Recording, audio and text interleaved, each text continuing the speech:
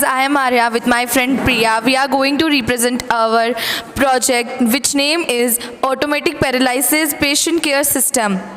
Now I am handovering mic to Priya, so she will tell about our project in deeply. Hi friends, I am Priya. Now I am going to tell you that why we choose this.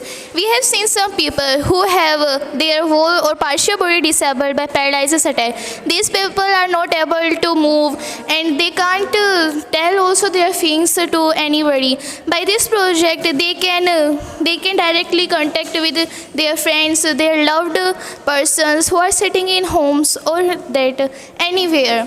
If there is a condition also, if no one is present in the patient's room, then they can contact to nurse or doctor with the help of this project. Now I am handovering this mic to Arya. She will tell how this works and how it is innovative. Our proposed system work by reading the title direct of the user part. The working of device here is shown by holding in the fingers of the mobile hand. The user most just needs to tilt the device in a particular angle to convey the message, titling the device in DF direct convey or DF message. So now I am representing our project by the diagram, and I hope that you can understand easily by the diagram.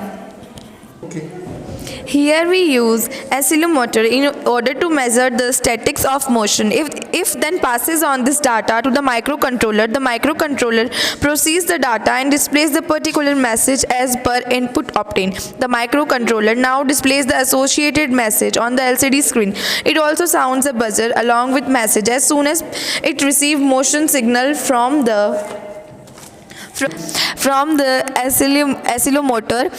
If there was no one to attend to the message display on the LCD, the patient can choose the tilt the device from some more amount of the time, which will trigger on SMS to be taken of the patient with the message that the patient wants to convey. In this way, the automatic paralysis patient care system trivially automates the caretaking ability to the patient, which ensure the timely attention to the patient and thus for a good health of the patient.